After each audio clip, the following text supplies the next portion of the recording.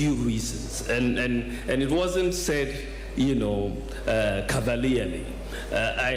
There was thinking to that statement, and I wanted people to think about it. For the first time in our history as a country, we have a unique identity system, which is biometric. So we can uniquely identify every individual, whether they are alive or dead, right? We can uniquely identify every individual.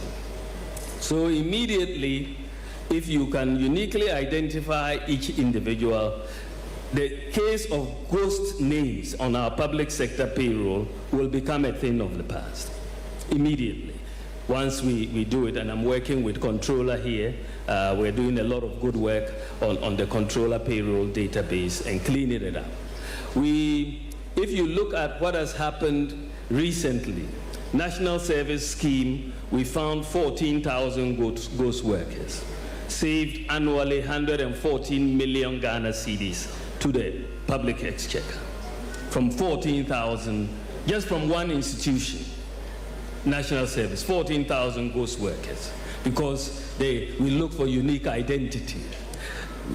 Just a couple of days ago, SNIT reported finding 27,000 ghost pensioners. 27,000 ghost pensioners. And they were being paid 327 million Ghana cedis a year. Two institutions, you add a yearly savings that these discoveries have made, just in two institutions, 441 million Ghana cedis.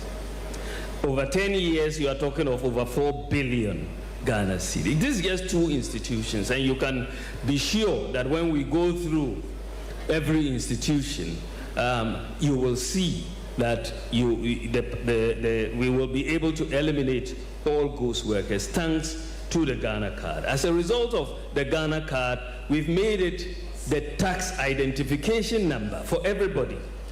When we came into office in 2017, only 4% of adults in Ghana had a tax identification number, 4%. And you can see most of those are in the formal sector. Not many who will be registered for taxes. We said, let's make the Ghana card number the tax identification number. Immediately we did that. The number of people that have tax identification numbers have suddenly gone up from 4% to 85%. And that is it. So now the taxman knows exactly who has filed, who has not filed at any particular time. And not only do we know them, we also have their digital address, so we know where they live. So tax collection is going to take a different path going forward, because we now have the data. Fake birth certificates was a big problem, for our country, and it made it very difficult for people to trust our documents at embassies and everywhere, because people would just go and have fake birth certificates. In fact, when we went to the births and deaths registry, we found three different databases. We had to harmonize the databases. But once you have unique identity, you will not have fake birth certificates. There will be no football age versus normal age. That business will come to an end. Recently, you will know that I think our women's team was banned for presenting some overage players. Hopefully, now we are going to strictly require that they bring their Ghana cards before they are going to be registered to play. Today, with your Ghana card, the Ghana card the banks are very happy with it because it gives all the KYC a bank needs. One of the problems we have had is for people to open bank accounts. But today, if you have a Ghana card and a mobile phone, you don't have to fill any form at all. You can just dial a USSD code and put in your Ghana card ID, and a bank account will be open for you, and you can start transactions immediately. So we are bringing in financial inclusion. When we came into office, the proportion of adults with bank accounts was less than 40%. Today, because of mobile money interoperability and the Ghana card, today we have over 90% of adults either having a mobile money account which is interoperable with a bank account or a bank account itself. And that is very phenomenal. We have one of the things that has really, since I was at the Bank of Ghana, one of the things that kept eating at us at the bank was the absence of a credit system in Ghana. In many countries, workers don't have to just live on their monthly paycheck because there's a credit system. If you have a regular paycheck, you will be able to get a way to buy, a TV on credit or a fridge on credit and all of that. A working credit system. But we don't have a credit system in Ghana. And one of the biggest obstacles to the development of a credit system was the absence of unique identity. The credit reference agencies need unique identity to do credit scoring so that everybody will know what their credit score is. So if you don't pay your bills, you will have a very low credit score and they will not give you credit. If you pay your bills, you have a high credit score and you will get credit. Now, many developing countries, including Ghana, we've not had this credit system because of the absence of credit scoring. But because we have now linked all bank accounts to the Ghana card, you have linking the bank accounts to the Ghana card, you have unique identification for credit scoring. Yesterday I had a meeting with the credit reference agencies and ECG as well as Ghana Water because we want to make sure those who don't pay their bills on time, it will affect your credit. So, and that is all of us, I suppose, for water, and because that is where you bring discipline into the economy, discipline into the society. But thankfully this year, and I just know that in just a few months, Ghana, for the first time in our history, we will now begin a credit scoring system in our country. And this will allow credit to grow.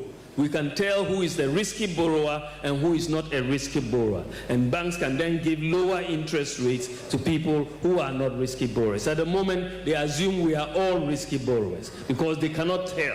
We are not uniquely identified. The risk, the people who don't pay, their sins are visited on all of those who pay. And so we now want to distinguish, and if you go and commit your sin, you go into hell yourself, and don't take us along with you. So this is where we are as far as where we are integrating. Today we've integrated the Ghana card also with the SNIT card, the SNIT, and so SNIT no longer has to print SNIT cards again. They are saving close to $30 million every year now because they only need a Ghana card. They don't need that. We have integrated it with the NHIS card. NHIS is not going to print separate NHIS cards again because they have the Ghana card, and the Ghana card is going to work as the number is your NHIS number, the number is your SNIT number, the number is your tax identification number, and so on. So we are integrating the databases and making a lot of savings. Some people die and you cannot recognize who they are. They have no identification.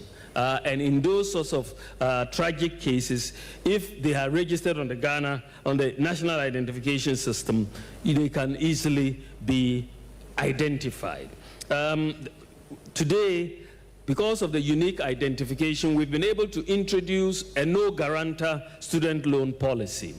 Right? Because before you needed to bring guarantors because you didn't know whether you would find this student or not once they started working. And people, the workers who were on SNIT, some of them have paid a heavy price for guaranteeing for students who have run away. But now we can identify everybody uniquely, and we are going to start this from birth, because we are linking Ghana Health Service births and deaths with the NIA now, and we hope by the end of this year, we are hoping the system would have been completed, and when a child is born, that is when we issue the national ID number, and they take it through school till death, and that is how we transform this economy.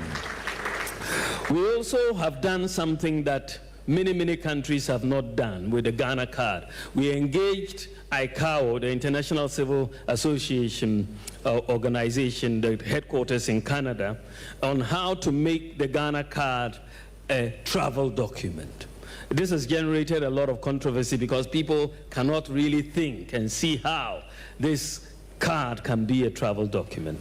Well, at least we have two halves. Either you travel out or you travel in.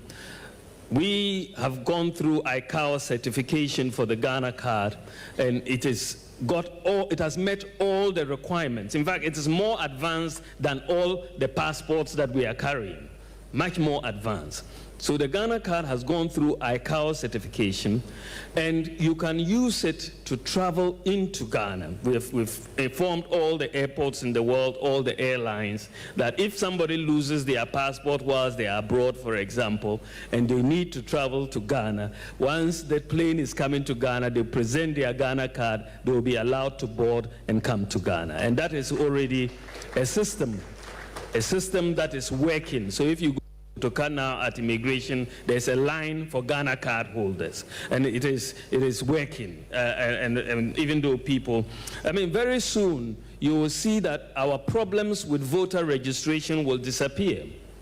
It's only a matter of time. If not at the next election, then the election after, because we spend so much in voter registration. But once unique identity is determined, and you cannot have underage people coming to register to vote and all of that, I think the Ghana card will be a good identification document, as we are already seeing, so that we sanitize the voting registration system. In many countries, once you are 18, you're essentially on the voters register, and that is it. There's no complication to this and going to fight and break legs and so on as we register to vote. The system is the system. If you are 18, you are on the register. Simple. And I think this is where we are headed. So I think that, the digitalization process, and I've just taken time to explain, because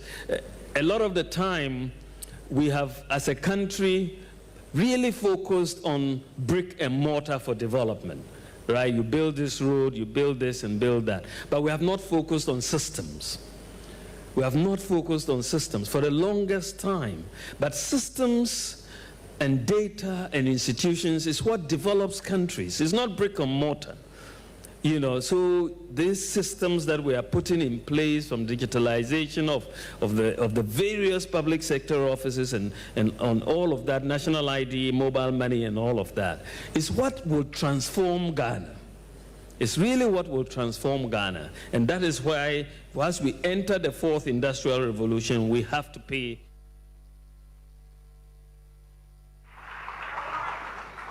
When we said that we are entering the fourth industrial revolution and we are going to build a data-based economy with digitalization as the anchor, many people didn't quite understand it. There's no viable economy in this fourth industrial revolution that will not be a digitalized economy. If you don't digitalize, you can forget it. If you don't digitalize, you can forget it. But because you are dealing with data, how do we know who the students are or where they are? The Ghana card gives us all the data we need about the student to take a decision on their loans. And we are very confident that that card provides us all the information we will need to recover the loans. You will know that an ecosystem is being built around the Ghana card, a whole ecosystem. So the Ghana card, one of the things that we did when we designed the Ghana card, we made sure every information that you need in a passport is also in the Ghana card. All the information you require to apply for a passport is there in the Ghana card, and even more detailed. To get the Ghana card, you need to bring your digital address so that we know where you are. So it's also there. The Ghana card is now the Ghana card number is now your NHIS number. It is now your SNIT number. It is now your tax identification number. from July, we will link all bank accounts to your Ghana card number.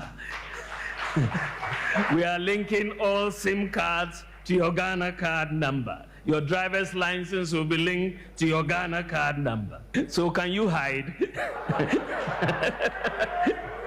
you cannot hide. You know, so effective this school year, all eligible tertiary students will have to submit their Ghana card to access loans. I would like to thank my good friend, Dr. Ajay Yeboah, at the student loans, thank the Minister for Education, because I've been worrying them. When this idea came, and I called each of the two, and I said, look, can't we allow the Ghana card to represent the guarantor? They said, well, he said, this is what we do in the US. This is what we do in the US. They said, well, what is the issue? He said, the US, everybody has a social security number. So the loans are given to the students without a guarantor. I said, in Ghana, we also have a Ghana card number, and the students can also get the loans without a guarantor. And so we decided to bring this policy, and I must say that they have worked very hard. I mean, they've owned it and run with it and implemented it, and today we are here to launch it. I really want to thank you, Educhum and Ajay Yeboah, for what you have done for Ghana. Distinguished ladies and gentlemen, this is one of the benefits we derive as a country by prioritizing digitalization. The point is that the Ghana card, why we are very confident in saying when you use it, you can get your student loan and you don't need a guarantor, because we are building a whole ecosystem around the Ghana card. And there's no way you can function in this country if you don't have that Ghana card. Yeah, that is the bottom line.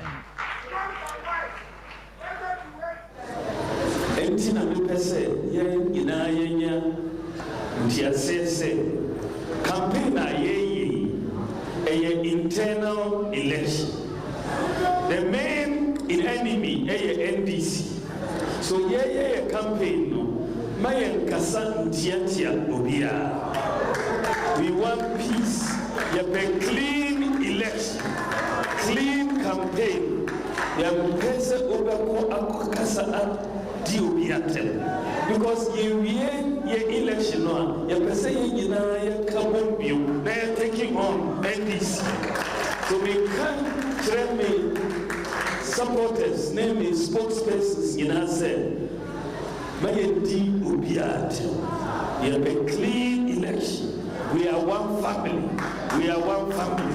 Let's all stay united. When the contest is over, we will come back together as one family and make sure the NDC doesn't come back to power. That is very important. Let's keep the MPP in power. We want unity, unity, unity. In the MPP. I don't know if I am breaking it. And lastly, as an economist, your main job is finding solutions, particularly on economies. And one of the biggest problems we're having in the country is having leaders who, it's not that they're not working, but they're diagnosing the problem wrongly. Right. How do you advise leaders? Right now we are moving into a new government in Kenya. How do leaders move forward to find better solutions to problems? Well, I think that it's a difficult question in a way for me to advise other leaders, because they can also advise me. Yes. You know, but I think that as in many issues to do with the economy, the solutions are not really rocket science. Mm-hmm. in a sense. It's about diagnosing the problem in the first place. Yes. If you misdiagnose, you will treat it, and you will not medicate properly. Mm-hmm. And you'll definitely maybe worsen the problem. So understanding the problem, talking to people who are experts in the field. You don't necessarily have to be an expert in the field as a policymaker, but you can speak to the experts in the field and get their views on these problems. But you have the sense to say, okay, this is good advice, I'm going to follow it, and then see how it goes. But I think that we should be consultative in how we approach issues and listen to advice from the experts. And lastly, as an economist, you may been doing things for so many years after independence, and that transformation wasn't coming. And so coming into government and heading the economic management team, the president gave me that mandate and gave me that opportunity to focus on how best we can transform and modernize Ghana to make sure that some of the challenges, some of the risks that, people who just want to operate in our economy are facing. So how we mitigate those risks, how we make this economy an efficient economy. And this is why I have focused on digitalization. Sometimes people say, well, we thought you were an economist, but you are doing so much in IT space. Have you left economics behind? No, not at all. In fact, it's because of the economy that I'm focusing on the digitization. Because without building those pillars, our economy will just not be able to stand on its own feet. We need to build those pillars to allow all our sectors in the economy to be able to compete. And so we decided to address some of the major bottlenecks that businesses face, you in the agri sector face, through digitalization. First of all, whatever problems that exist and make this economy inefficient affects everybody. Whether you are in agri or industry or services, you will face those problems. If you don't know who you are dealing with, if identity, just establishing your identity is a problem, and you go to Dr. Kofi Mensah at Agri Development Bank and you say to Dr. Kofi Mensah, I want to borrow money for my business. Now, they need to establish your identity, first of all. And if that is not clear, if there is any doubt about what your identity is, there may even doubt about your age and all of that, you are not likely to get that loan if you don't have a track record that goes with your identity. You have a problem. And we had a situation in Ghana where for 60 years we have a 30 million population, but we don't have unique identity numbers. And this is why we introduced and sort of went ahead to implement, because in 2008, the National ID Card Project was introduced in 2008. But when we came into office in 2017, we thought that was the key pillar for digitization of this economy.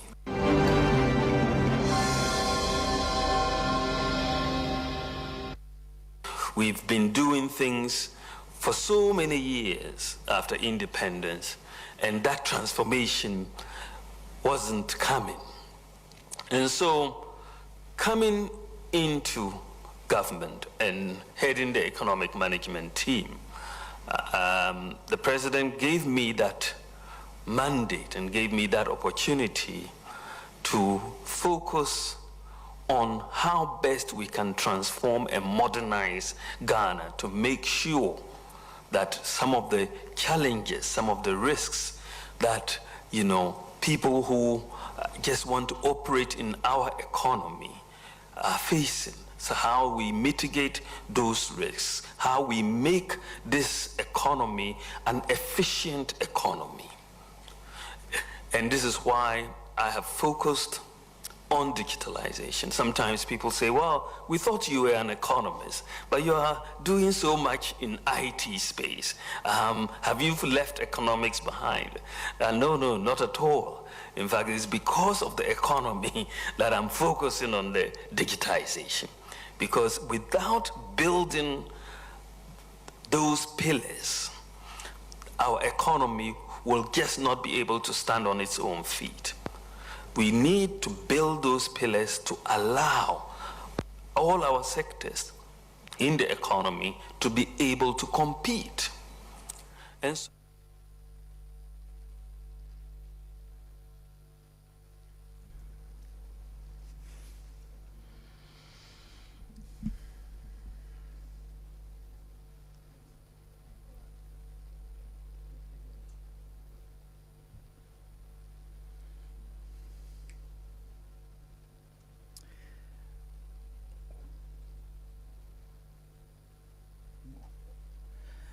Right. About no 9 upon Sima, Ediasano, Miansa, Aha Ayasumpa, 93.1 FM, na face Sompa TV, Obanya Sono Ewo, and our face so Sompa TV GH, and so Ewo Facebook, and San Afi Obanya so Ewo Terra One TV, and also Sono Ewo, a possibility hour. And Matrasia, and producer Jimmy Wachiansa, Asha, de Ebramo, a free sabre comes out of Bononciano, Obatian Council, O Jimadi, and Sono, Eso, Menantia, Nana Jasahene of Asante Mampong, traditional area, I dare say, Uti Jimadi, or Nabachi or the Matonsa, and I chow ye pa, that's a piece of Oshaye. In Tianano. I dare say a bedroom near say, and near ma, a cost of a crabby, our memoir, would him say, no brother, none now, penrun now, and now about to a commissano, which easy, or the buyer, limited registration exercise at 12 months of 2nd of October, and no air drada, and now you bet me a year. Inti se untimi entro dia we ya omwa omudi eni abato ngumani no omo na etro omudi omo afuna manya mfie di nwoche ekro no ena obia no bia woboro sa nso din so so eni mu dia mo na ne isi no otro mudin ede mudin aka eye abato engoma no ehu eguso aye so far so good but ne bia no ensiye both parties MPP and NDC for nyina no bia no mata bia no nya bra nei ode ne nkrofo nso so no obo ama motimi atro wo no din enti party for from polling station executives electoral area coordinators and afi constituent executives MPs DCs obi biara o mata ewo MPP nim no o make sure say yetimi nso no bon 20 ye akansem ni ye ama yenyane ye office for nei omo adi mfie di nwotwe no ombetimi akotro wodum de no limited registration as easy no oye eno achi MPP so no your membership dues no go so abusafon so no penifon so ehwe ho asem adie ofa phone now dial star 920 star 270 hash star 920 star 270 hash na wa follow prompt no your platinum no 10 Ghana cedis and afi your gold no 8 Ghana cedis and your silver no 5 Ghana cedis na afi bronze no 2 Ghana cedis and so ha ene party no yegusu a ye hwe deals no so no asem ye nya nim say enyame adumu a 4th of this coming November no there's MPP ekwa about so very crucial elections and ye ko say ye ko toba na yayi di obose oboto obehim franka no ede ama the new patriotic party eno mpanimfo na no mo atimi mo si wo say ompese omo ekura franka de ma MPP yewura kan Japan yewura Afriya Koto yewura adeni mu miami krom ni wamponi this year adeni mu na fe Dr. Mahmoud Bawumia I ne waya Ghana e mampani abe de chire I koto about 26 August no party no a man overwhelming endorsement and so ewo ho eno your super delegates conference there yahwe ni mu ne say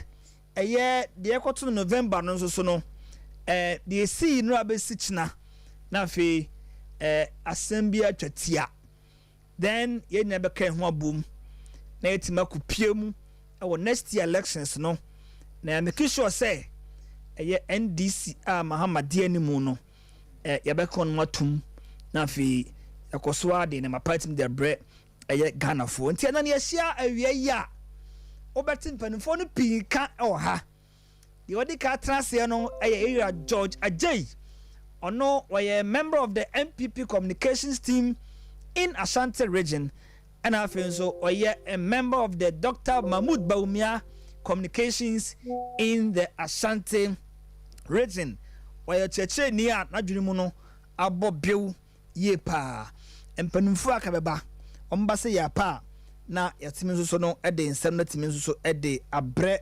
ebusuafo amaje bre na mo tie dwumadie ewo akirichiri ene bencheye mamenko na mema minua George enso so no akwaba nso so no ewo ho George minua ya wokode nyamna do ne mompa boy ye wonkwam is sama makwan say ya makwan nti ya juma de abo party you see ehwe ni mu say November 4th no yes abano general what's your general expectations of that asani about the substantive matter so fanema akoso nkomodi ayekoso nyina no hunu sansana yewura ansen mankasankasa me champion for any addition ehwe ewie nyina na ohwe de akoso ewo party ni mo a bibia di adanse say His Excellency Dr. Mahmoud Bawumia and the next flag bearer of the new patriotic party and the team for inshallah Nyankopon Yadoma he will be the next president of the Republic of Ghana. Over Jumedia akoso party no nyina na bibia de na dipefi say elections no one horse race binum hunu say it looks like a two horse race but I mean hunu say one horse race the see na no sa pepepe in the sense I think say utie wo mo ana or support the candidate o ma be join ye Dr. Mahmoud Bawumia ni camp na o mo come out here say so mo call grounds no na so mo ne o mo profo kodi nkomo a de o mo nyina kan say nipo betimi aboa me ya break 8 no Dr. Mahmoud Bawumia ye de edika hunu ye ka kire o mo say ye wo fom ye ne fom fo ne di nkomo ye de ho na ye adwuma enti de dodo na ka no ene say ye Dr. Mahmoud Bawumia na ye de ni gina mu a betia ba otu o mu nyina no kasa so o mo hwe nipa 9 na aka ewo mu na politically wise decision say o mo be choose ye Dr. Mahmoud Bawumia say o be lead the new patriotic party and I think say the see na no any the be see the 4th of November no enya dia social bi abebam when you say party for no dodo na asem o ka no eno ano ene be ye adwuma inshallah ye Dr. Mahmoud Bawumia ene be ye the flag bearer of the new patriotic party na no doc e kan sem bi o say ekon na ye kon akoyi flag bearer no sure a contest of ideas sure enye insult enye sabe backbiting ne sa ne man so utie se san komone koso vis-a-vis empenifo ni bia bi o mkomodie na kwati say e pese be di party anim ne mum no the way I kan nsem no as a baby as a party no say kweda me control no now come bom the doc e ka say a contest of ideas no ɛno no wohunu sɛ wofa no saa nsɛm no ɛkɔ so no wadwene wo sɛ ɔn sɛ ayɛ sɛ ɛyɛ bible mu solomon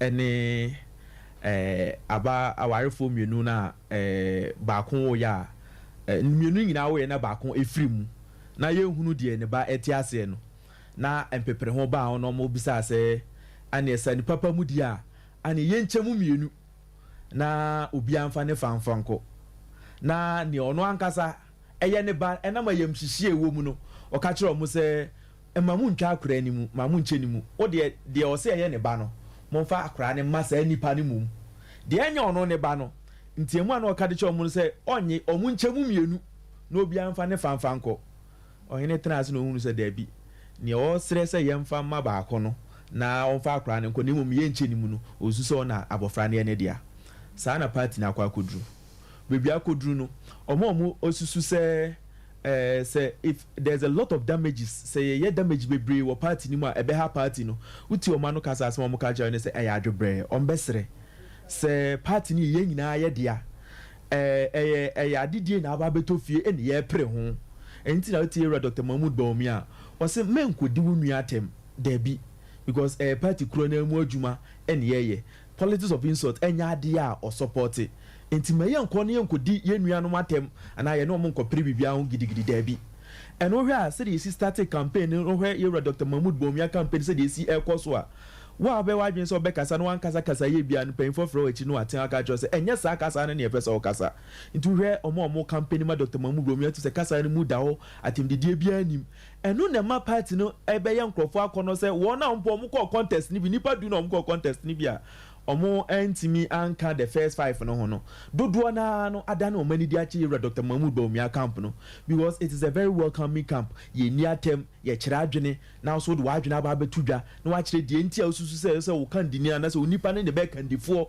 ɛwɔ yɛ party no mu ɛno nti ɛna ho sɛ ɛdɔm no nyinaa no ɛde wɔn ani ɛkyerɛ yɛwura Dr. Mahmood Bawumia ne camp no na nɔkora wɔ mu ɛnso ne sɛ MPP party no ɛyɛ adea sɛ yɛhoro yɛ party no ɛwɔ abɔntene ɛka nsɛm a ɛnsɛm fata a ɛkyina bi yɛa na ɛbɛsɛn bɛwie akyiri na nsɛm a yɛkeka ni nyinaa no yɛasan pɛ kwan yɛbɛfa so a yɛbɛtenetene saa nsɛm no ɛno na wɔanwe a obi te nkyɛn ɔse na party communicators na adeɛ na ɔmoyɛ nsɛm no woma ne kɔ a yɛsɛ wia nkontompo bɛtumi akɔ akɔduru no ɔkorɛ ntimi nnuru hɔ wɔanwe yi a na biribi a obi bɛfa asɛm no afiri na de nsɛm bebree aba enti me deɛ megye di sɛ abato a yɛba bɛkɔ no 4th of November no ɛyɛ fie akonnwa ɛnyɛ abɔnteso akonnwa biara nti yɛbɛsrɛ yɛn nuanom ɛna obi bi a wɔkasa de ma any of the candidates ni biara sɛ yɛsrɛ no sɛ ɔmo hwɛ ɔmo kasa mu yi na yɛnyɛ politics of ideas yɛn put ideas on the table sɛ de bɛyɛ sɛ mpo o candidate na enya ideas ɔde ba abɔntene no yɛn nyinaa bɛtumi aka ne nyinaa bom na yɛde ayɛ the general idea of the new patriotic party going into elections 2024 so I think sɛ the era Dr. Mahmood Bawumia de bi ogyina ɔka no sɛ this is a contest of ideas ɛnyɛ contest of insult nti ɔsrɛ n'akyidifoɔ ɛne yɛ ayɛtaa n'akyi nyinaa no sɛ yɛmɛ kasa mu ɛnyɛ kasa mu da hɔ na yɛnkɔ ne yɛnkɔ kasa ntia panyin bi a yɛgye tum saa so pɛpɛɛpɛ ɛna ne campaign ne kɔ and we know say this is a contest of ideas and inshallah yɛnkɔyɛ te sɛ ɔba no bɛka kyɛn sɛ paakora ne mmienu no bi amfa ne mfa nkɔ no yɛn yɛgye di sɛ ɛyɛ den a nkonimdie ɛɛba fi na ɛni kwan sɛ yɛhwete no na yɛtugu baabi daabi right mɛba na mabɛdu adventure akra wɔ so far ne din na ɔmo twerɛ no I'm say Ashanti region LED with 29,000 plus registrants. I'm say so far yana I'm say LED sa followed closely by Greater Accra 27,000. Mama Council. Okay, let me just go through all the 16 regions. So far no. From East, the Ubia so to register in each region. Western region, so far, 11,643, and now Atro Mudin, our Western region. Western North, so far, in the Patro Onumdin, 6,491. Of a Central region, 17,500 590 ɛna atwa mu din ɛwɔ Central Region. Greater Accra Region 27,264. Volta Region 12,681 ɛna atwa mu din ɛwɔ Volta Region. Oti Region 4,427 ɛna atwa mu din ɛwɔ Oti region. Eastern Region 19,327 ɛna atwa mu din ɛwɔ Eastern Region. Ashanti Region 29,295 ɛna atwa mu din ɛwɔ Ashanti Region. Bono Region 6,580 ɛna atwa ɛwɔ Bono Region. Afei Ahafo Region 4,519 ɛna atwa ɛwɔ Ahafo Region. Bono East 7,291 ɛna atwa mu din ɛwɔ Bono East Region. Afei Savannah Region abusuafo atwa mu din wɔ hɔ 4,655 ɛna atwa Savannah Region. Afei Northern Region 12,982 ɛna atwa mu din ɛwɔ Northern Region. Northeast 4,244 ɛna atwa mu din ɛwɔ Northeast. Afei Upper East Region 8,639 ɛna atwa mu din ɛwɔ Upper East. Last but not the least no Upper West Region a ɔmo register 5,241 people. Do so mo say apa na say Ashanti Region na a top so far no abusuafo atwa wɔn din no with 29,000 plus, followed by Greater Accra 27,000. Say Northeast and no T4 no na fi Savannah no ade na fa na mo so eba Accra. George so far no say so that nya joins them over bia amanfo pin so atwa wɔn din. Nipa atwa mu din no atwa mu 200,000. I think say nya bad. Ɔhwɛ process na say we October 2nd. Say if my memory sets me right, we October 2nd. Yeah, that's right. Yes. Na the chairman say we have less than 2 weeks to go. Na registration no abana we ohwe nso a yenuanum nkuma omo senior high schools no dodo na no especially form 3 4 no afi na omo break na omo abafi minim say most of them so form part of omo also omo enya omo voters ID card no. Yeah, when people know him say the more na emabunu no register no na the more say likely say a chances say be rene 2024 elections no because president Nana Addo Dankwa Akufo-Addo ni Yewura Dr. Mahmoud Bawumia programs and policies of mudi agu akwan no majority of them no favor the youthful age war society ni mu, and so the more mofra ne the youth no register no na MPP party no so no na the likely they say you retain 2024 elections no very high. I think say mebo party executives no abaso say wahwe na wo monitor process no. One say there are 1 or 2 areas via incident back one na mienu bi esi, but I think say in all no it is a call in the right direction. Say ohwedwumadi na omu di na omu de nema agwa kwema omu edi jumade bro ye mofra na register no, but I should think say electoral commission should come back again also emwa kakra in a sense that ohwe mofra dodo aya na ekọ bebia omu kwa register na to say den kadibia to aba ye no say nunum ne bo a na nka yakɔ akɔgyina akyire hɔ na obi ɔbɛba after 5 ne deɛ yɛmma ne kwan ɛma ne ntwerɛ ne din nanso na nka ɔmo wɔ hɔ no dodoɔ naa no sɛ nka yɛbɛtumi atwerɛ ɔmo din na nka yɛatwerɛ saa nipa dodoɔ no din ahyɛ mu because amanfoɔ kɔ up and down no nso ɛnyɛ ade ketewa but in all nipa 200,000 and over. You see, a target is somewhere around 800,000. Thinking say on the process including replacement of cars now the near to bear 1.4 million. Young core enru a year in 50 targets na year no. So may expect to say paying for and to 12 muna. Nipa dodoɔ naa no ntimi mpunkɔ abɔntene na ɔmo nkɔ register no masrɛ sɛ ɔmo mani na because there are some of the pictures that we are seeing na uhia DNA na ade akɔ akɔhwɛ hu sɛ asumasi ana ɔbɛnti ogyina hɔ age a ɔmo ka sɛ wɔnya no menyɛ sure sɛ wɔnya that particular wohwɛ pictures ni bi ɛba abɔntene na nipa ni bi ɛsɔ yie nti ɛbɛsrɛ yɛ agents ne mpanyinfo ɛwɔ around ne sɛ they should also monitor that particular process na yɛnhwɛ I know sɛ as time goes on sɛ de ewura Dr. Mahmood Bawumia no mo hyehyɛ ɛbɛgu ɛne Ghana card nhyehyɛ ɛbɛgu mu sɛ mfiri de anim kakra ɛkɔ anim no bɛdu baabi no ɛnkɔ saa line na ɛnɛ yehu ne saa ne bi bɛdu baabi no system na ankasa will generate one for you time about di mfiri di wɔtwe nti ɛbɛhyɛ sɛ now yɛnya nwie de deɛ ɛbɛhyɛ mpanyinfoɔ no mo sɛ a lot of them are supporting ɛboa me yɛde ɛyɛ yɛnnuanom mu mabunu no ɛkɔ so mo nkɔnkɔ register na I think sɛ dodoɔ na nso ɛwɔ because we target na yisi setima no ho na yɛndu target no ho the best mpanyinfoɔ sɛ ɔmo mmoa na yɛmmɔfra no sɛ nɛnsɛn no most of this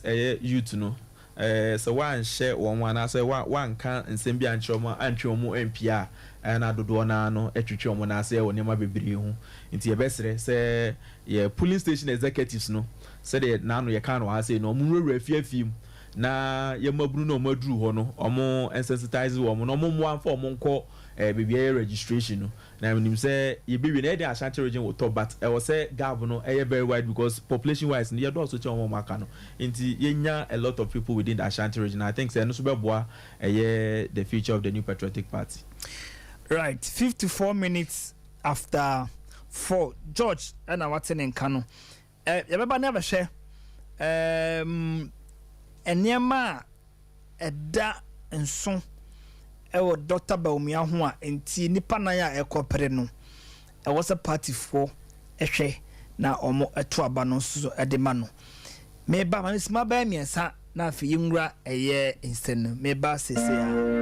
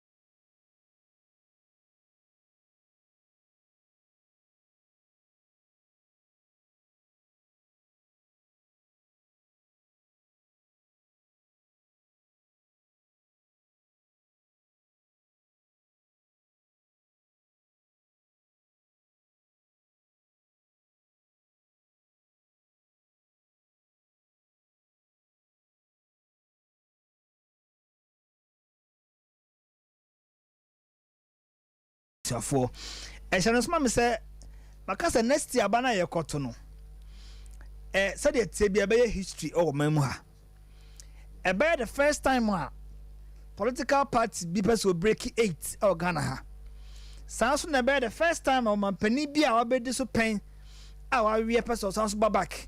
So whoever wins the elections, the person would have made history for himself and for the political party. And until the day, Ghana for the party for the say, for Dr. Mahmoud Bawumia and Famra to consolidate our gains, our stronghold. Now, if you your votes no, NDC for the year, Pim so ye pano, northern part of the country. And I feel a year zongos no doc and konafi or no mkochemu na yamfamra. Enti election in the Ukraine, I dare say I was saying now no immediate no kosuye. Ni hunu say I dare say there is a lot at stake. The party for nyina no ento aba ni years the party for to aba no mpanin for no kwche say be adro ni de I was say timi e de tumi ni ma Dr. Mahmoud Bawumia. Ana hon common anwumre no me mpanin for atase ya ye hwe na ye de ayanka o man so na fi ye ne yewura kwasi mensa enhwe na fi yewura nsem nim ragosi apomba ko de alo ragosi alo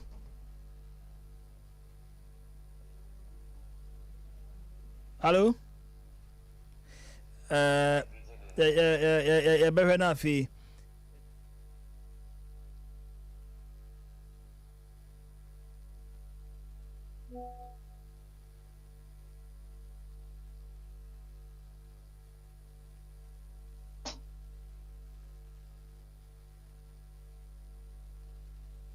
sna ragosi apomba ko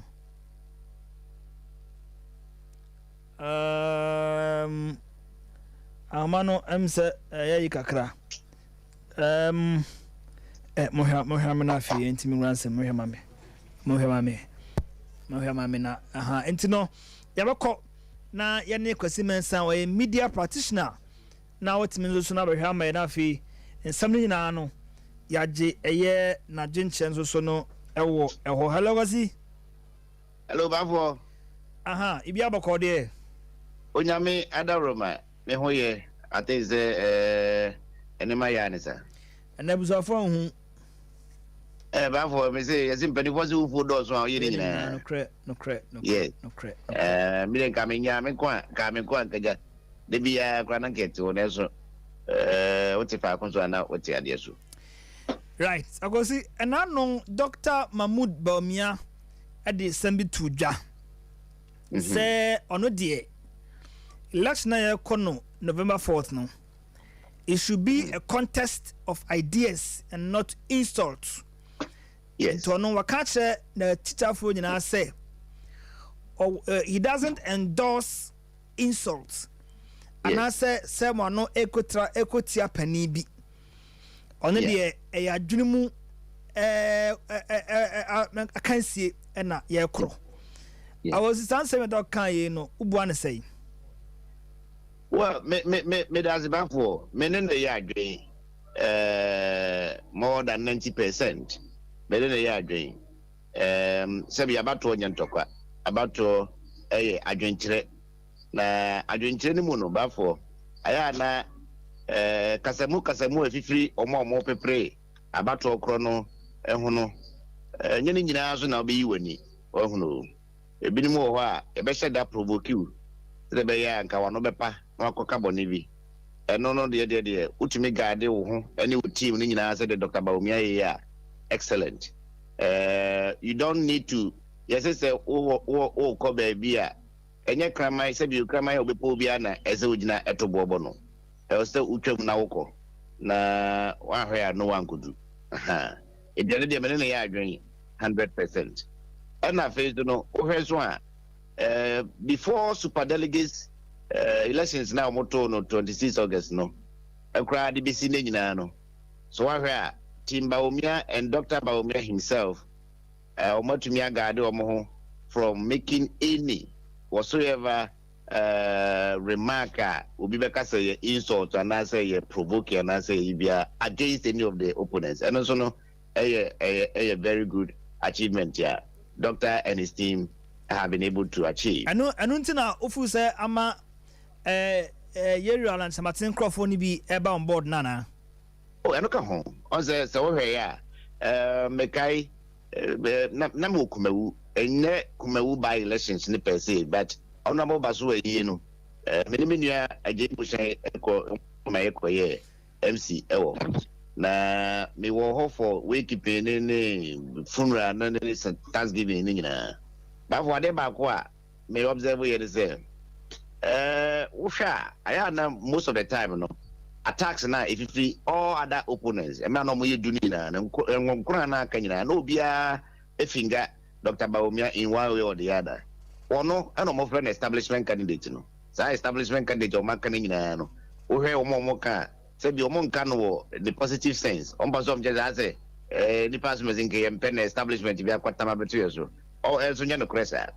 It would mean that Dr. Bawumia has been macapains. He has been vilified, he has been attacked, he has been criticized by most of his opponents.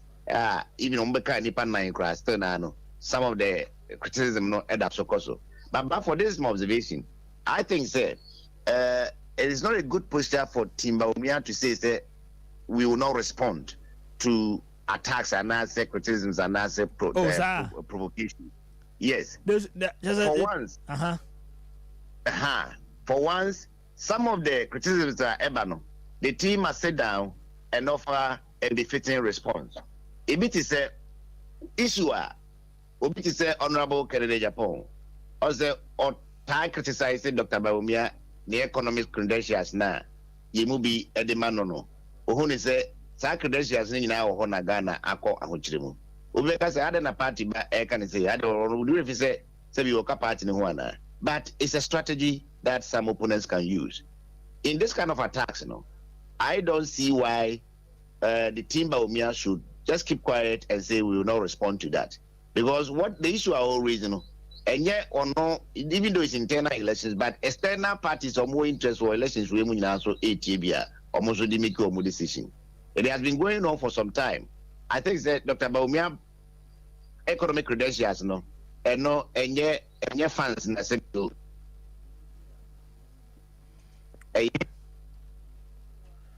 I was never be in our lounge chat. Hello? Hello? Okay. I'm say akwasi line no entimi enyina so. Yebehwe na enya ne biem ewo ahoma no so no eso. Na afi etimi so atoa so ewo ho. Enti I'm say na waka no. You say the elections is a contest of ideas. Eya adwunimu enkita hodie. Eya adwunimu akansie. De obetimi aye ede ama o man no. De obetimi aye ama o party etima ya kono so no ewo ho. Enya sabio kasa etitwi mpanimfo na asachichi onipa ono omo eko akansie no. Agozi amsa ayini tokoye. Chief well, it didn't make any say, sir, particular economic credentials, especially honorable candidate Japan, a pass or did grow a woody penimuno. Any one said Team Bawumia, a kayano to say Yinfino, and I say, and it was a fun a insult, a attacker, a strategic attack. And no, say Team Bawumia was yet transactions on me responding, honorable candidate Japan, about the doubts about Vice President Bawumia economic credentials one. It will afford Team Bawumia a more opportunity to explain themselves to the electorates and also to the entire populace. And you say, me respond there and bear me the papa.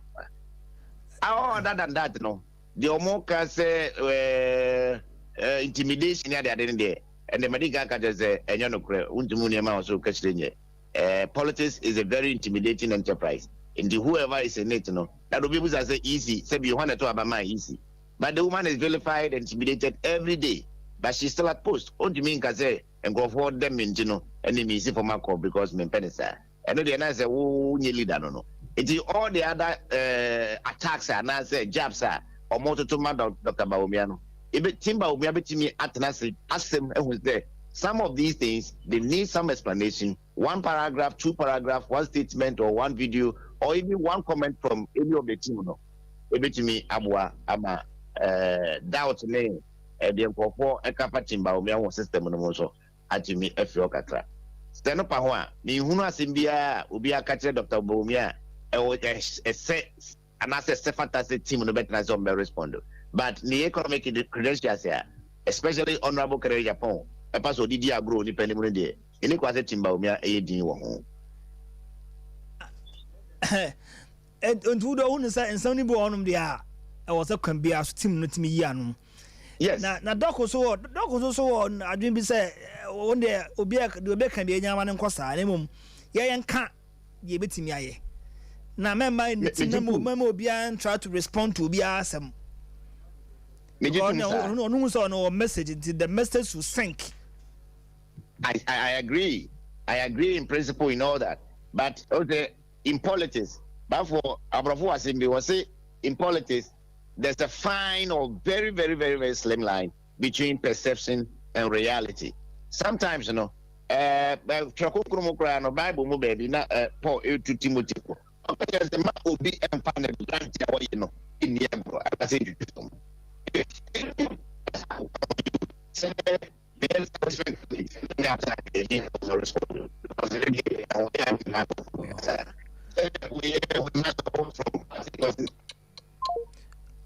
I'm say I was here the bus here and I'm say Lionel George Tata Bawumia say show them boy and find man this for. I think say that is the best I bet me. I can say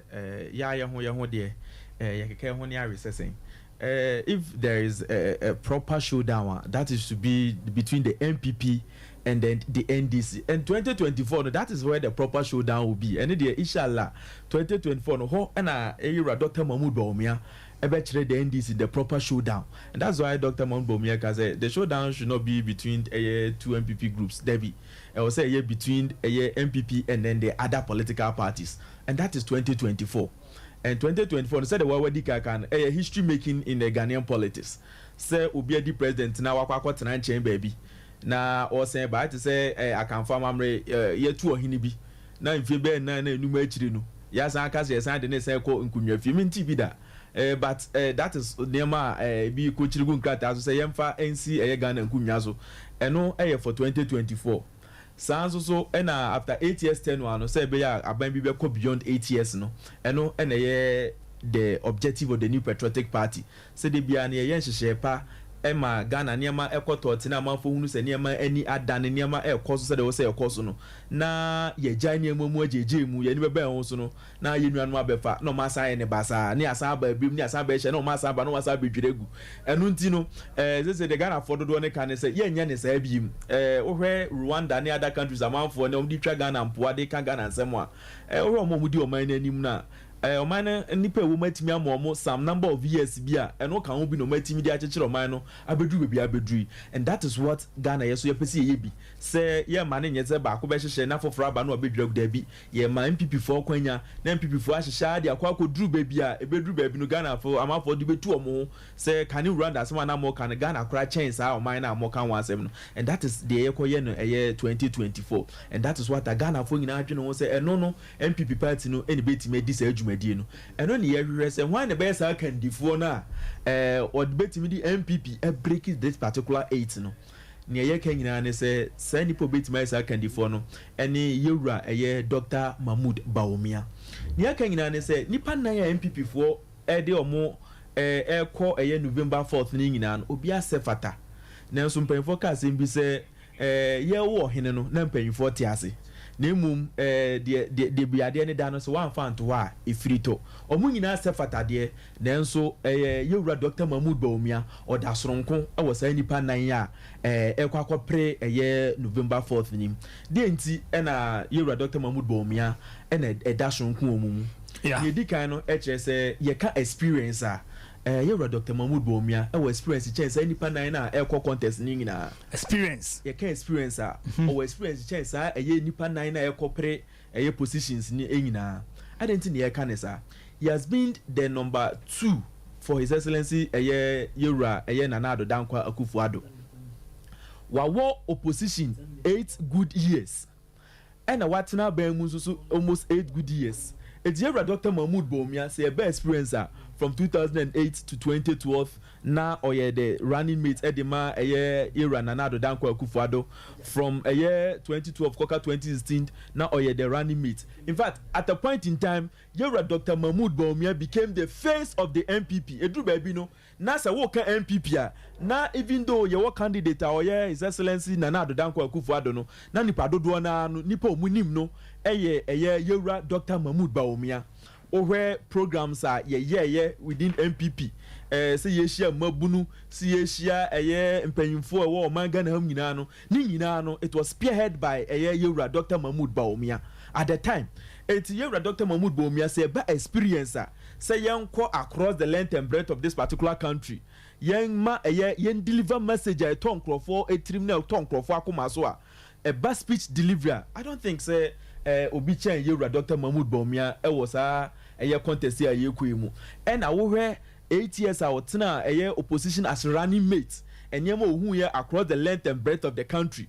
Now only opportunity ebetena akunwa no so no and yema wo hunu ne yema awaye in the last 6 to 7 years here wo mu ya Emma yewura Dr. Mahmoud Bawumia say ba experience wise nipa nan ya akwa predie odimu and I say our experience no movie bia at the point in time ubisa mofra kra school say who is the president of Ghana na dodo na ekoti Dr. Mahmoud Bawumia because he had become the face of the Ghanaian politics in the history of Ghana and especially under a fourth republic here you yenya vice president bia or ya visible to say Dr. Mahmoud Bawumia yenya vice president bia sa visible no chese yenya vice president bia se o hwehwe nipa a o ma be vice president a obia hu no ekai no boni din ti say Dr. Mahmoud Bawumia dwumadie bia ekoso aban nim no oman nim bia no untimi nya dwumadie no emodi abra o moye Dr. Mahmoud Bawumia wo ye tete vice president ayi so ye tete na ye nyina tete vice president no obeti vice president bia na ye bia president bia soma no ba bi na okoye bibi na obeti ne nka na so Dr. Mahmoud Bawumia dwumadie party ni edi about party betina bemunu ni nyina no ono na spearhead most of these programs any project a party no aye and that is the reason why and they all across the length and breadth of the country yewura Dr. Mahmoud Bawumia wodi chen woma aka na omo press position ni nyina mu papa na ho brase yewura Dr. Mahmoud Bawumia na ho brase sabi obia nka nkyerɛw he so opened sometimes you ask yourself say so is he the vice president of the republic or no na so low to your standard here na yes that is the vice president on far position ne enchechire ne ho he's very accessible obi bia opeso ohun papa yi bia ohwe eduru ba bia na okọ yenuanu adidi didami enchen ewo nkasa leposiro moyi Ghana ni padodo sen ene wo sa akoma no mutim di sa adwumadi no nipa dodo na ebohu ehwo so omukọ yenuanom a sabi omo leposiro moyi enso omo papa omo ba omo nua kuma omo bibia na yewura Dr. Mahmoud Bawumia ne access no nya access say omo ye strong able body people nkwa na nya akwanya kọ yewura Dr. Mahmoud Bawumia nim oma ho akwanya ekọ bibia nchen ma akwan mo bibia nso so eba ne nchen bi dwumadie bi ebedi bia o man nim bia no ohu Dr. Mahmoud Bawumia o Christopher ye programs a ohu yewura Dr. Mahmoud Bawumia ohu ye wianu muslimifo no programmer ohu yewura Dr. Mahmoud Bawumia ewo that should tell you say yewura Dr. Mahmoud Bawumia accessible by all obi bia no etimi ko yewura Dr. Mahmoud Bawumia na asibi enunti eka hu bi na ama Dr. Mahmoud Bawumia dasronko ewo na afa ni nyina mu enunti na baby obefa bia no edi a woti yewura Dr. Mahmoud Bawumia as if say he is the president of the republic there be nanso ne dwumadie pa ene kwan a wa bia to ho ama nipa bia no etimi approach yewura Dr. Mahmoud Bawumia no eno nti ene de saa de no aba ni etoso biem ema yewura Dr. Mahmoud Bawumia eda soronko o na afemu eye ade ba ko a yaka de abo MPP ko na de abadru ne se ye kan MPP party na sabi dodo na ye nuanu akanfo na me eye MPP party no nanso offer the history of the New Patriotic Party and as offer MPP ko no na hyase mu ni mfuruma mu eba nyina na ye ni ye nuanu mu a omo Srim Northern People's Party eni ye kabo mu eni benya sa UP party na benya the United Party ye nyina ye kan hubo mu a eho na ye gina de free sa abra na de aba beduru ne enti utie ye nuanu kasa omo kasa so MPP de omo de omo be running mate at the end of the day ye momo akwanya momo medi ye party na nim me sure say MPP party no do not look at your ethnic background as near my opposition, but rather you share the competence of this particular person. And at this material moment, your Dr. Mahmoud Bawumia have shown say he's very much competent. Over breaking the front of the NDC, Queen Belfast will bet me winning elections 2024 now. I can't vote Nidia Yaya very much secured, but the northern votes, the Zongo votes. Nano ye raba eye tafo na edi akire bi ye nuanu mo Zongo community na so kan say omunye MPP ko ma ne de nanso se ye wura Dr. Mahmoud Bawumia ba Zongo fo ni nyina no eta ye wura Dr. Mahmoud Bawumia achi ohwe vote ani enya in the northern part of the country seat ani enya e wo member of parliament seat ani enya wo a na de emiensa e call e nine ene under ye wura Dr. Mahmoud Bawumia ni leadership ni ntino you mu dunsia 16 and this for dunum that is their stronghold. They are breaking the front of and this is stronghold and it is a war call elections now will be an who didn't say our opponents and strongholder. Why do you put that particular person aside? They didn't also trace any back. Sir, northeast region no crowd be a doc if you know. Yes. Almost six constituencies. Sure. True doc 9 people you move 4. Yes. Nandisi we move 2. Sure. Na 2 nandisi we no crowd no. Usha voter adianwa. About 1,500 votes on the BT MPP. Sure. Which can be easily overturned. Sure. Maybe I are in any day. It be almost 7,000. It be a 9,000. And the other kind of little to say, true doc no. Certainly we can actually bridge that gap now. Or a northern part of the country. It is certainly so far a year nipa nan ya omo epre na uwo bi a odeno akosa akon ne pen na watimi show this particular leadership amaye hunu say ye de no ekwa eye moment fi dwumadi a party no adi ewo ho no aye the face of the party nyame eya adomo a seat dudu a yenyaye in the northern part of the country no eya de ebetimi increase seats na yenyaye no ewo ho say de yewura Dr. Mahmoud Bawumia edi yenim de no akosa akon no eye 2024 enti I'm not surprised say ohwe abato amanfo ekoto ye nansan yi ya almost all region bia na set up bia no yewura Dr. Mahmoud Bawumia in the dim kunim edema party no. It shows you say Dr. Bawumia eba eye experience eba accessibility any kwan ebe so ebe gaini eye vote as a vote mostly enya even the northern region votes no kwa your Zongo communities oba eye Ashanti region asia Zongo communities war even Kumasi alone etimi echichiri nkrobe miensa na nkrobe 9 ewo Kumasi kuru yi nko. That's right. Odi wani chire eye nkuru aka so Kintampo eye Techiman ene Brekum ne nkronkro aka ho no enkran no na de nyina na the Zongo communities na ewo ho no. One of the things I know about these Zongo communities that they love almost one of their own, and here Dr. Mahmoud Bawumia have shown through that Zongo Development Fund where the number of projects new programs are here within the Zongo communities. Can I astrotevia a bobo so boli on a wine park papa bempo and a ubenya Kumasi mantre asi nasa ubenya astrotef. And so when oba a year and patemu, especially Zongo communities now, where development projects are cost intentionally.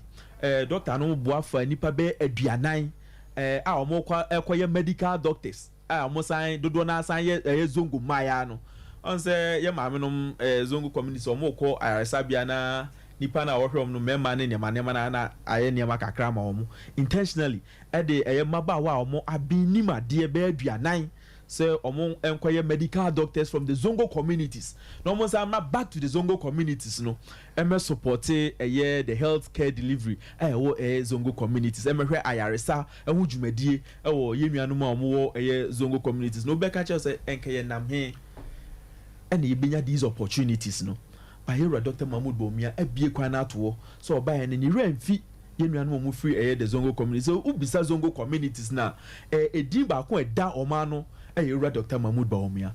And who the votes are a free various Zongo communities nearby now. The turnout, any votes do a free one banner. A choice say nipa do draw and I will a lot of population within our Zongo communities. Now who will be a obeti move into these Zongo communities or what achievement or what stories are and I say or one semwa a dear no one dance Zongo identify with that particular person. No mo gini pani tum e wo hihye ne niam pa wo de aye de amayenuanu e Zongo na adenti na o si piansa nipa kro no esi nchen na yekope obi foforo se ono na yede no ekwa akopre 2024 elections no and agroya yedie mostly ehia obi a waye bida na owo experience na wo de no akwa sa okon no anim as a running mate of the party no you had this opportunity various debates seminars any programs ahodo ni nyina no you Dr. Mahmoud Bawumia na ejina man Ghana anim na wajina ya nemu say yenkoye bilateral trade agreement won free Ghana ha say enko oman hofo so ono munko ekodi nkita ho na oman no ho enhen no na nsan bi a eduru ba bi na ye petrol buo ekosoro ose de bi ma memfa nhyehyɛ bi mra meto ma oman Ghana na menkwa abontene na me mpemfo bi nkodi nkomo ne na ne niam ani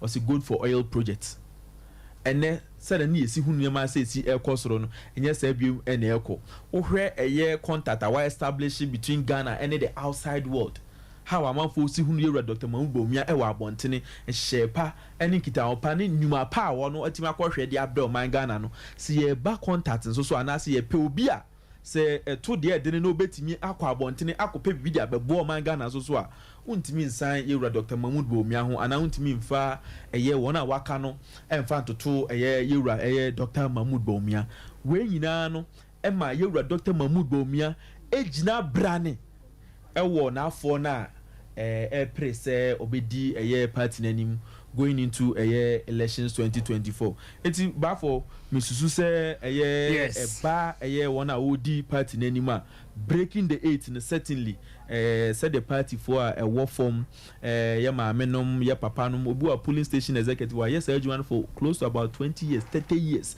niam omunim no any experience of organization ebi wa yemu bi kra na ye nisa experience no ba wonu omudi nkomo na oti o ma no na oti ensim o mo kan didi bi o mo ka kire ne se ye de Dr. Mahmoud Bawumia na eba ye sere mo se mu nyina no mu echidom enu nti ene ye nyina nso so no ye ta won echi ne ebo echidom na enim se 4th of November no party ku no ana MPP party no ebe share ho animonyam na ye Dr. Mahmoud Bawumia abaye kandifo a ye de ne be breaki the 8th in 2024. Right. And no, George Ajay was a member of the MPP communications team in Ashanti region, and a member of the DMB, Dr. Mahmoud Bawumia campaign in Ashanti region. Abo no numuno apahon sima eduasa. Wasungusua ane wanungusua oshe Sompa TV and afe utie Sompa FM 93.1 na afe Tara 1 TV so no ubanya so no ewo eho oga Boachi so wa ha Jimmy Boachi ansa ewo ha na de ono so no ade nkonwa ne yi no yasesa nkonkon bana mpanimfo enkra no so omomwa mpanimfo no agebo nti Jimmy ewa ha Boachi ansa oga Boachi Oga wa se afo call. Bafo nyamia dumo. Ai. And then there was a Matthias. Oga Wache is the brain behind the show so. Ono de bia won say o dada fidie no come say ya. Nkonkon ba. Ono na de elbo. Matthias.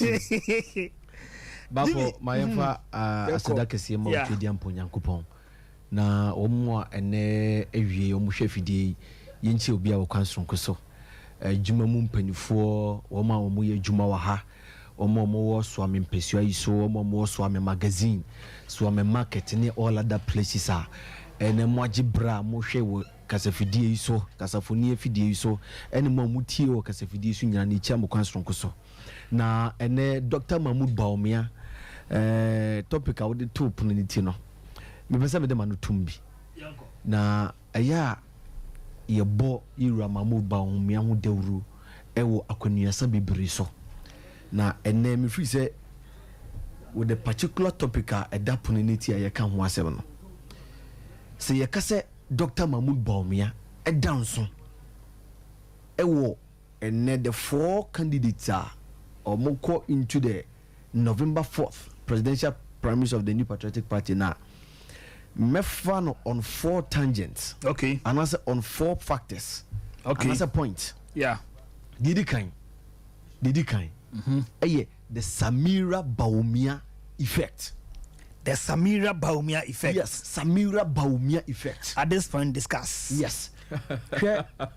See Rebecca ya. Ira John Dramani Mahama can be going into the 2020 and then the 2016 election. Asema no kan nyina ne say si epobia mana baba be di o my Ghana so a e was you obi a obetimi atena se ache se ne be ya obetimi tua Ghana ka uko internet the stories are there ene ye hwe nsem bi a eya empanifo kan you see behind every successful man there's what? There's a woman. There's a hardworking woman. Abatu a ye kumu. Sounds na bema nso aba from so na oba research mu a. Ni nyina ka ho bi. But abatu a ye kumu in 2024 no. Ye hwe so far flag bearers in yankoto abani in November 4th. But you would gidie say MPP ama yiku e di afina no e be ma Ira Mahmoud Bawumia. That's right. But aside the flag bearers na ye ba be hu omo say omu mienu omu ti da paper so no. Ade ba ko a Ghana for be san hwe. Eye the spouses chiritafo anase yireno mu a omo support these 2 candidates. Hey, that's some about. Yes. And these 2 candidates no. Omo yireno anase omo ho kafo no. Eye ye maami Lordina. That's right. Any ye maami Samira Bawumia. That's Ramete. Sisi a me no kase. Ye maami Lordina e wo 60 years. Oh, okay. Ye maami Samira Bawumia ese wo 43 years. Enti wo hwe mu pa. Yeah. Sanki yesi ye di mfie. Ena eka de o wan hoden. Yeah. But tani kurechi. Yeah. Ni kurufa bankum na won so afanifa. Anka wo di 60 years no say ye maami no around 60 years no. Na chese wo tiesima ko 70 no. Aye. Ena ye hwe ye maami Lordina so ahun se ne structure no yo bi a ni mudu. Enti after 60 no apomudin hu nsem kotodwe ni sisie no eye den a ebe ha na dwen kakra. Aside that, no disrespect to yes, this is an argument. Yeah, analysis. Aside that, ye hwe ye maami Samira Bawumia ene ye maami Lordina. Among these 2, si ye say ye rua campaign season mu na yerenom anasa spouses nom ahokafo entingina platform so enye campaign and for support o mukrumu a there is no way Ira anasa ye maami Lordina ebetumi get closer to Samira Bawumia. Again, sisi a me no ka say ye maami Samira Bawumia or ye lawyer. Oh, sir. Apart from the law background that we as a wife to the flag bearer, in terms of eloquence, eloquence CBS ye ka asem ye chirichirimu obi a otumi kɔ fam ne yɛfɔmfoɔ ɛdi nkita ho saa leprosendrium issue ya George erezi ye ya ye nuanom lepers ya Ira Mahmoud Bawumia abren bi ɔkɔ hɔ nom ne ɔmo kɔto nsa edidi no ten bia Ira Bawumia bi so atremu bia no the other side na Samira Bawumia so we eat jollof na we so te fried rice so we te salad na we so yi akokɔ so effectively no the Samira Bawumia effect na ya ade ba ko a going into the 2024 election no my main support any kwan of first or communicate ne num kasa eye de ebeboa Ira Mahmoud Bawumia going into the 2024 elections. That is one. Two, it is the young women of this country can relate. Yes. Sana they can relate. Say kasi young kofom ne form for nia frafra young kunkrase form for no can relate. Nipa obetime move nipa na pomudin hu nsem nipa ogina ne naso nipa in fact or smarter obetime aboa ni kunu. Among these two flag bearers so far so good. The debate is clear. Samira Bawumia unim say santima mpon kwan so de kwadura and it's those enclave no we have so many settlers on Wohopa every year yewura ema me Samira Bawumia ye sheda bodwama no a oba ebehia abusuafo omo wo sa pom ho a omo settlers ene omo dinkita ho ene omo tunsa didi emo omo niama so the can yes bia yekoto abanko na ni si o se oba from no be dis ankita ho no enom ne ade am gidi say very positive so no at the mother party ya to aso medical academy kan with regards to the Samira Bawumia effect as the first point and I said the first factor. The second one me person me to you and I say me person me dive deeper the humanitarian effect of Dr. Mahmoud Bawumia. Say, you see, Ubia oye an academician, Ubia a never be a politician. A coin be so. You bet to me, I relate with humanitarian or philanthropist factors. Uye Mahmoud Bawumia free moi. See, Ubia Baba be vice president. Abranu biano, and moi, any assistant who provided him a man for no. Mira, ye Mahmoud Bawumia free ma enye on countless occasions. Ye nyanoma, omoye lepers, cured lepers, mamen kanasa, cured lepers, ni 58th birthday, on your money D, ni 57th birthday, on your money D, ni 56th birthday. On your money dear again near where mammy be or 82 years older or the northern part of the country na some to me be do Ira Mahmoud Bawumia asam the buy now within 3 months na Ira a to me a boa ama ye put you up a 2-bedroom apartment at your mama meno. It tells you the kind of nipa Ira Mahmoud Bawumia and he's the type of 10 bia or getting close to them, no. He hugs them, he holds them to make sure sir, their friend is stigmatization. So I say, Ubi one mono dear or your vice president in Tinka or course uncle Funi Mono, Ebianco Betchin and why and maybe no. He doesn't do that. He is always with them, man, who make sure say, or Buamo Mosono Dada Sitremo, and name it to me a kuyi at the Amaomo. Minim and Rantani Mebun be bra. And that day almost school komu almost school fees tuemu Ira Mahmoud Bawumia aso masne law students be bria no more struggle with school fees no more struggle with dormitories hall fees ne ade nyina no Ira Mahmoud Bawumia ni pa accommodation fees or tuni bottom on one kasa bottom sika e de boa sai mabu no entene ye pe obi a obetimi aba be so afena mu na waboa ma ene Ghana for ye dada sitena mu ya na muntu ni bibia tumi si pia Ira Mahmoud Bawumia ye ka bibi the making of a modern vice president.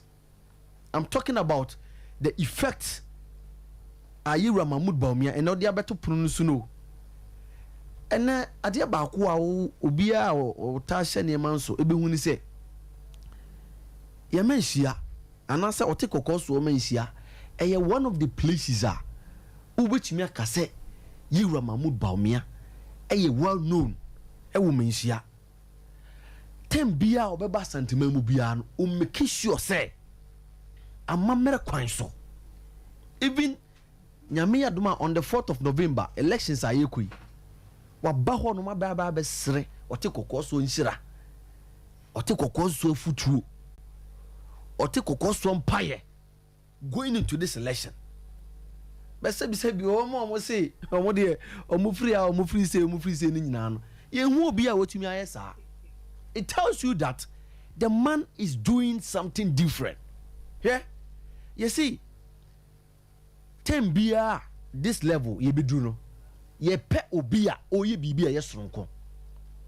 And adie ba ko a Emma Mahmoud Bawumia, doctor, vice president of the republic, e down so a enipa bebre hu a enho asem omon kan. Ene the bassa ye Mahmoud Bawumia e yusu e won campaign mu. And the constituency bia yira Mahmoud Bawumia a visit bia no eye one bus ena mpenifu di na chi nyina etima omodeko we eye worthy of emulation eye worthy of recognition sa wote trotro mu anasa wote taxi mu na wo behu an we so that land cruiser we atwam na we V8 we atwam na we V8 we atwam no empempina asa wono udi ese bi wonyi nipa bia betene yenya flag bearer bia oba osi enne wo be president a this is the way or this angle no eko senka cars 5 ene be twema ni nyina ye be filling full tanker ene bus baako ya fele e betumi afa nipa about 30 people and the campaign a oye no ayese amanfo adwen mba so but ye kan wa fidie so amana se MPP fo amokoto aba ni nkuran me kai time a petrol bu okọ osoro no so una mana hu se Land Cruiser ba ku mienu miensa enum nsia atwa mu a na it say eh na fuel price na chese mpenifo e de omo ntop petrol ni bi na say enne we yenya flag bearer oba na say candidate oba. This is the way a man opeso hihye niyama na ebeye de pa se president oba be flag bearer na wabedi president no ni dwumadie ni bibia obeyemu bia no ebia van baako bus baako na boye mietumi save resources ewo ye man Ghana mu. It is one of the exceptional things Ayira Mahmoud Bawumia eya me free say e wo say ye bona baso again. In the second point na no ye free bibi innovation in driving policies ene anda na nadu dan kwakufuado aban yi ne nhyehyeye ne ne dwumadi odi abeto su nyina mu no encha enua foriata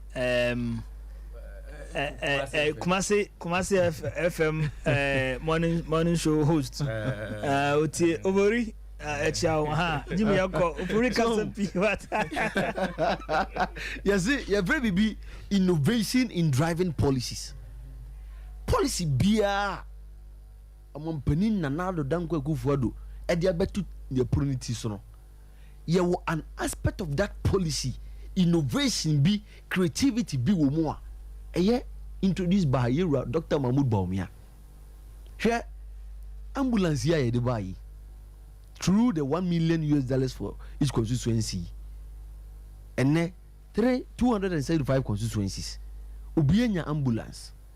In addition to that, you teaching hospitals no ambulance 307 a buy no you do 275 emma constituencies no and at the car no you check them the teaching hospitals across the country.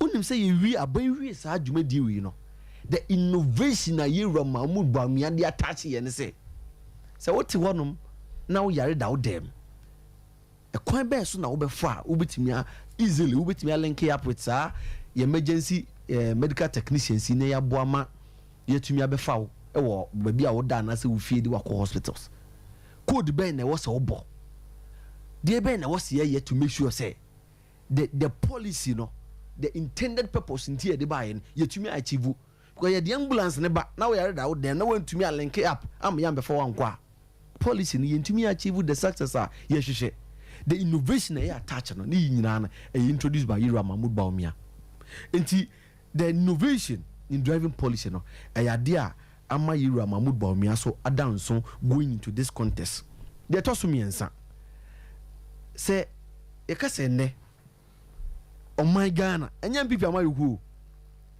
candidate a anase yɛsi wobɛtumi ayi obi a sɛ nipa no ɔyɛ marketable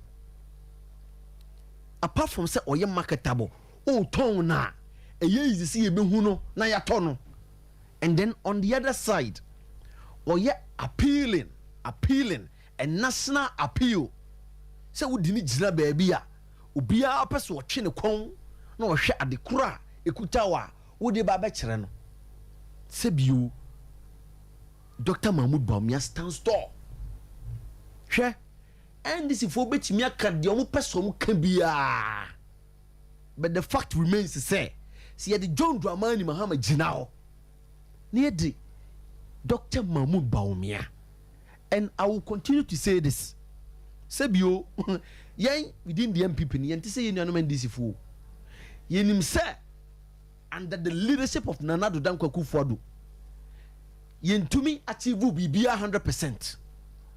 But so far so good.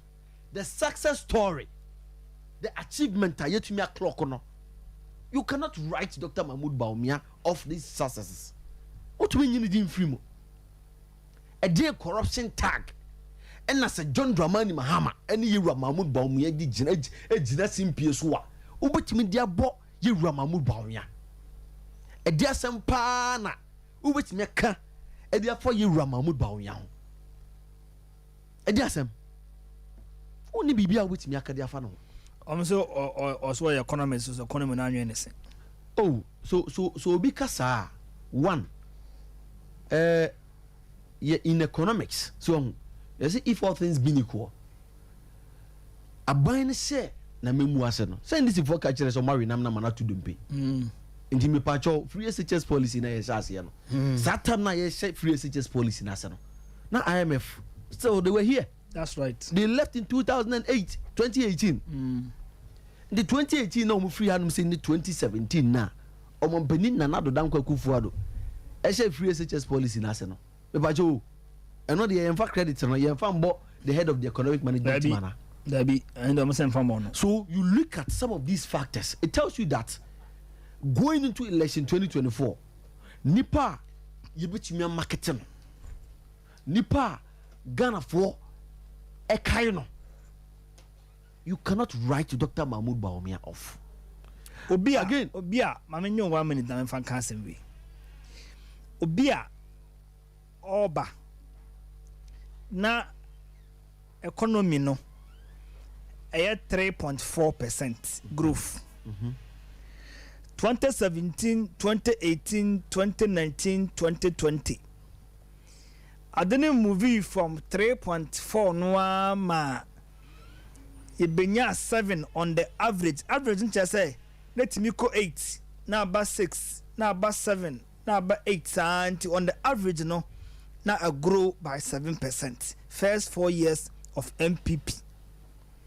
Cover the buyer na economy ni be a grow negative no. Ghana grow positive. In fact 2021 na COVID na ba no a ekro no na wiase nyina esofa no Ghana economy no kra no e grow 5.4 na e better than the mama ho no e beto e last year na economy no amount for exchange rate na ya basa wiase nyina esofa no unim say just last year ya January last year na dollar no 6 cedis na oka we amount for ntiase abusuansha we nso ewiase nyina currency a emu 60% ne de ye wiase nyina transaction no dollar US dollar no na ye de ye 60% of world transaction na sɛ munim ndc for no yɛka kyerɛ wɔ nom ne obiara no a sɛma yɛka no bi wɔ ha no ɔntimi ɔnte aseɛ papa no June of last year and our US government knowing very well say 60% of world transaction are done in dollars no omo increase their financial monetary policy rate of US from 1.5% to 2.5%. Now the channel say US for boapa and ma omo sika no ho ye ding. And for the first time in so many years no within a space of about 8 months 10 months no na Britain amampani amanso afo be se miensa a resign ya Ghana this year ako na efe no wasi kwaten ona na ya UK for finance minister omo kan Esteka eho US dollar no bo pounds na ma pa no omo or resign omo gijagu ne chem na sabi mpani season ponkompo return sabi enfu be dey enti ya kasam na obi wa onti ase na wan no mo de unya botre say onti ase we force you to understand because nipa nimbe ono mo a omayomo see no evil speak no evil hear no evil ya be ka kire wonum oga boto to asomai enti me de to aso no me nwa George achipu in one factor be about Yura Mahmoud Bawumia say and obi to me gina baby say Dr. Mahmoud Bawumia de onduru say obey flag bearer obi a wako 4 different general elections go at 5 minutes so 2008 3 minutes born upon as a running mate over 2 minutes if you are not 2012 oko as running mate 2016 oko as running mate 2020 oko as running mate 4 different general elections wako again out of the 4 no we win 2 out of the 2 now we win no when you had the opportunity to serve as a vice president 2 times nipa na oni ni kwako jina 2024 vice president of saying just one. It tells you that the experience Yura Mahmoud Bawumia agada as a vice president no a chain Yura Mahmoud Bawumia de Yura John Mahama de again say you can say ne edin bi a household name within the New Patriotic Party but no other name than Dr. Mahmoud Bawumia. The last point, for the past 11 years, see you see Penimubi in the New Patriotic Party are dedicating a life na brabo ne kone ne ba ni bibia e dia ma the New Patriotic Party a yewura ba fo asase a wotie fidie sui enye nipa foforo bia enye obi bia than Dr. Mahmoud Bawumia. And I want to repeat myself. Say you see obi dedicating a life. You call 2008 ya rene wakope wo juma wo ye ne asa abefa no wo jaye juma no. Ye de waba 2012 ya rene ya san jawo mu okoye no wakope juma foforo. Du ye sanse sambra wasan resign ne juma na wo ye no. Na wasan ba 2012 ya san rene kopem 2016 na ye rene ye no. Say Mahmoud Bawumia doctor say onye lawyer onye dedicated a ye ba 2008 a ye nya na juma wo jai de to ho no no bisa say juma ben biem na wo ya wo de hwe na busuafo ye sakofa na ba ye biem 2012 e jai ne bibia gu ho no no juma wo ya wo jai ya wo de ba ye e de na wo ya wo de hwe na busuafo through all these things put together no court nsensema ebepi abatuom wan ne tumi tugina ye se ono odiniti ebesi ho agya mama yekuo no na yetwa na aboa ya man ne elections major elections reforms a ewo MPP ama yekuo mu ene oman Ghana mu eye true Yewura Mahmoud Bawumia ene yetumi akokire sa major electoral reforms ni nyina nti so far so good ye catch ye nuanom Ghana for ye catch ye nuanom Ghana for and an me catch obi say ade bi ho no ma eto na se Nyankopon ye wado na bokoboko oyi ufiri ma ya na ase ya bo a refi bi ato so ebiri bi atwa mu opon adwuma aya bre akuduru fie na obewura dem na obeso light enso ungoduru fie kra nke pon so na ka wa fie light ho enso na ho kire wo no satam na obia iga say union men disifo yen fo mo nto nchen but so far in the light regional so na ka fidie ha se ya wo ya yedi dwumai enka obohu na nka generator esisu to a ya so a yedi provide light but na dey am no ka say you know dum so na ni wo biem nti Ghana for free say dum so na ba wieye dum so no eto atwa ye ma Ghana fo nyantiase bi se MPP amayekuo ene yera Mahmoud Bawumia ensese ya omode ato ho no ma ene yetumi enjoy kane wo krom ha ensese ya de ato ho no ma ene yesi ahokyira ba enso yetumi kwatumi ba yamboa an consolidate gains a yetumi atoko na ene ya ye ma Ghana fo atiase se sa oyene no ya anya careful a ye besa kwa kutom na by the time a bia Ghana fo be ye brebre de omuti akohya ase ewie no na e was omutwe mfie nson sorry mfie 9 that sum musa kopem se be san den ato aba nti e ka che Ghana fo na say e bre na aduru no ye make sure say ye di yira Mahmoud Bawumia right e beto aso na ye nyina ye ano Jimmy Boachans ha ogaboache no obieja yi pa George 1 minute politics ne de hiane se ubenya candidate a ne ton enye de so wuti nuanom NDC fo a team say the thorn in their flesh yera Dr. Mahmoud Bawumia and on any candidate a very easy ama MPPC ye turn in 2024 compared to other candidates na on nti e be share esi ahene ne etu ahene fo say omonkai na the 4th of November no omonto abama yera Dr. Mahmoud Bawumia okay encha Emma Mimia Murphy wa German North MPP Emrante no eba kono no nti we bia Murphy obi ano e chene ngbe na machia lawyer John Apontu Akuma ejuso Mrashe Bedwani any deputy finance minister bia John Kuma obi anso mechia no on say kan kane asem say kane atimi agina so a ma say ye do light kra amafo kra say do light kra bi kra hu bi acha for wa brabo you Dr. Matthew Opoku Prempe mechia South Mrashe Bedwani any minister for energy sanu aduma no ebi no right yada CP eno George Ajay na ote ne kan no midin at the bafo asase jima enchia no nkoma Dr.